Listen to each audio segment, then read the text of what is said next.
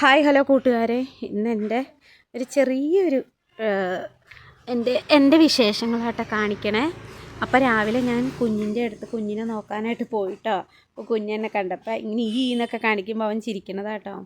പിന്നെ അവൻ എഴുന്നേറ്റേ ഉണ്ടായുള്ളൂ. ചേച്ചി ഇന്ന് രാവിലെ അങ്ങാണ്ട് പോയി. അപ്പം കുഞ്ഞിനെ ഇച്ചിരി പാലൊക്കെ കൊടുത്ത് പിന്നെ തീറ്റയൊക്കെ കൊടുത്തു കുളിപ്പിച്ച് കൊണ്ടുവന്നിട്ട് പിന്നെ ഇച്ചിരിയുടെ പാല് കൊടുത്ത് ഉറക്കാൻ കിടത്തണേ കേട്ടോ. അപ്പോൾ കുഞ്ഞുറങ്ങി. അപ്പോൾ ഇന്ന് എനിക്ക് അവിടെ ഇച്ചിരി കറിയൊക്കെ വെക്കണമായിരുന്നു. അപ്പോൾ ആദ്യം രസം ഉണ്ടാക്കാമെന്ന് വിചാരിച്ചു. രസം ഉണ്ടാക്കാൻ ആദ്യം ഒരു 3 വറ്റൽമുളകും നിറച്ച് വെളുത്തുള്ളി എടുത്തിട്ടുണ്ട് കേട്ടോ. പിന്നെ നല്ല ജീരകവും പിന്നെ കുരുമുളക് മുഴുവനായിട്ടുള്ളതില്ലായിരുന്നു, പൊടിച്ച് വെച്ചേക്കുമായിരുന്നു. അപ്പോൾ കുരുമുളകിൻ്റെ പൊടിയും ഒരു 1.5 സ്പൂൺ ഇട്ടു. പിന്നെ നല്ല പഴുത്ത തക്കാളിയും കൂടെ അതിലോട്ട് അരിഞ്ഞ് ചേർത്തു. രസം നല്ലോണം വെളുത്തുള്ളിയും കുരുമുളകും നന്നായിട്ട് വേണമല്ലോ. പിന്നെ തക്കാളി വേണമെങ്കിൽ നമുക്ക് കൈ കൊണ്ട് ഞെരടി പിഴിയാം. പിന്നെ ഞാൻ ഒന്ന് അരച്ചെടുത്തു. അപ്പോൾ അതിൽ തക്കാളി കഷ്ണമായിട്ടൊന്നും കിടക്കില്ലല്ലോ. എന്നിട്ട് അരച്ചെടുത്തത് ഒരു മൺകലത്തിൽ ഉണ്ടാക്കാമെന്ന് ഓർത്ത്, എന്നാലല്ലേ നല്ല ടേസ്റ്റ്. അരച്ചെടുത്തത് മൺകലത്തിലേക്ക് ഇട്ടു. മിക്സിയുടെ ജാറ് കഴുകി ആ വെള്ളവും കൂടെ ഒഴിച്ച്, ആവശ്യത്തിനുള്ള ചാറിനുള്ള വെള്ളവും കൂടെ ഒഴിച്ച്, പിന്നെ അതേ പുളി ഞാൻ ആദ്യം കുതിർത്തി വയ്ക്കാൻ മറന്നുപോയി. പിന്നെ അത് അടുപ്പത്ത് വെച്ച ശേഷം പുളി വെള്ളവും കൂടെ ഒഴിച്ച് ആവശ്യത്തിനുള്ള ഉപ്പിട്ട്, ഉപ്പിട്ടിട്ട് ശരിക്കും നന്നായിട്ട് കൈ കൊണ്ട് നന്നായിട്ട് ഇളക്കണം എന്നാണ് കേട്ടോ. എന്നിട്ട് ആവശ്യത്തിനുള്ള പുളിവെള്ളം ഒഴിച്ചു. ഉപ്പ് കൂടുതലൊന്നും ഇല്ലായിരുന്നു കേട്ടോ. അത് കാണുമ്പോൾ നമുക്ക് കൂടുതലായിട്ട് തോന്നും. പിന്നെ നന്നായിട്ട് ഇളക്കി മൂടി വെച്ച് നല്ലോണം തിളപ്പിക്കണം.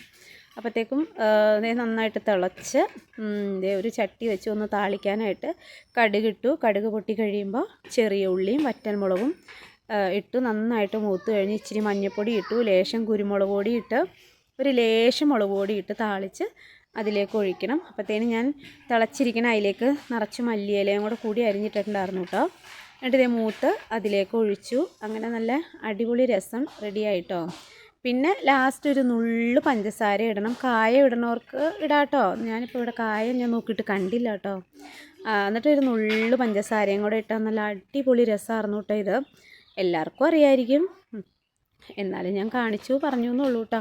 നുള്ളു പഞ്ചസാരയും കൂടെ ഇട്ടു. പിന്നെ അരി ഒരു കുക്കറിൽ ഒരു വിസിലടിച്ചപ്പോൾ ഓഫ് ചെയ്ത് കഴിഞ്ഞപ്പോൾ അരി നോക്കിയപ്പോൾ പാകത്തിന് വെന്തുണ്ട്. പിന്നെ തിളപ്പിച്ച് വാർത്തു.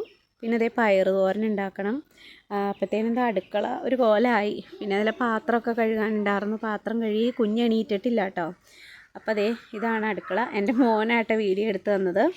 അപ്പോൾ കടുക് പൊട്ടി, ഉള്ളിയും മുളകും വെളുത്തുള്ളിയും ചതച്ച് കുറച്ച് കറിവേപ്പിലയും കൂടെ ഇട്ട് നന്നായിട്ട് വഴറ്റിയിട്ട് നല്ല പയറുണ്ടായിരുന്നു കേട്ടോ. നാടൻ പയർ ഇവിടെ ഒരുക്കി വെച്ചിട്ടുണ്ടായിരുന്നു ചേച്ചി ഫ്രിഡ്ജിൽ.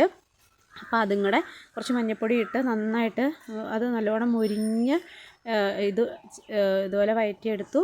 എന്നിട്ട് ഒരുക്കി വെച്ചേക്കണ പയറും ചേർത്ത് നന്നായിട്ട് ഇളക്കി ആവശ്യത്തിനുള്ള ഉപ്പും ഇട്ട് സിമ്മിലിട്ട് അത് വെള്ളം ഒഴിക്കാതെ, ആദ്യം വെള്ളം ഒഴിക്കരുത്, അന്നേരം പച്ചയോ വയ്ക്കും. ഉപ്പ് ഇട്ടിട്ട് നന്നായിട്ട് ഇളക്കിയിട്ട് ഇത് മൂടി വെക്കണം. മൂടി വെച്ച് അതിൽ നിന്നൊരു വെള്ളം ഊറിക്കഴിയുമ്പോഴാണ് നമ്മൾ തിളച്ച വെള്ളം ഒരു ഇത്തിരി വേണമെങ്കിൽ ഒഴിക്കാം. കാരണം ഈ നാടൻ പയറിനൊക്കെ അത്യാവശ്യം വേവുണ്ടല്ലോ. അതങ്ങനെ മൂടി വെച്ച ശേഷം പിന്നെ കുറച്ച് പാത്രങ്ങൾ കഴുകാണ്ടായിരുന്നു, അതൊക്കെ കഴുകി വെച്ചു. കുഞ്ഞെണീക്കുമ്പോഴത്തേക്കും പെട്ടെന്ന് ചെയ്യാനാട്ടോ. എണീറ്റ് കഴിഞ്ഞാൽ പിന്നെ കുഞ്ഞ് ഒന്നിനും സമ്മതിക്കില്ല. അപ്പോൾ പാത്രമൊക്കെ കഴുകി വെച്ചു. സാധാരണ ചേച്ചി ഇവിടെ ഉണ്ടാവാറുണ്ട് കേട്ടോ. ഇന്നിപ്പോൾ ഇവിടെ ഇല്ല, ചേച്ചി എറണാകുളത്തിന് പോയേക്കുക. അങ്ങനെയൊക്കെ വരുമ്പോൾ കുഞ്ഞിനെ നോക്കാൻ ഞാനാട്ടോ നോക്കണത്. അപ്പോഴത്തേക്കും പയർ ഒരുമാതിരി നന്നായിട്ട് വെന്തു. ഞാനൊന്ന് വെള്ളം തളിച്ചു കൊടുത്തിട്ടുണ്ടായിരുന്നു. എന്നിട്ട് നടുക്ക് കണ്ട വെള്ളം ഇച്ചിരിയും കൂടി ഉണ്ട്, പകുതി വെന്തിട്ടുള്ളൂ. അപ്പോൾ അതിലോട്ട് തേങ്ങ ചിരണ്ടിയിട്ടിട്ട് അതൊന്ന് മൂടി പൊത്തി ഒന്നും കൂടെ സിമ്മിലാക്കി തന്നെ വെച്ചു. അപ്പോൾ തേങ്ങയ്ക്ക് ഒരു വേവുണ്ടല്ലോ. അപ്പോഴത്തേനും ബാക്കി പാത്രം എല്ലാം കഴുകിയെടുത്തു. കുഞ്ഞ് എഴുന്നേറ്റില്ല. അപ്പോഴത്തേനും പയർ റെഡിയായി.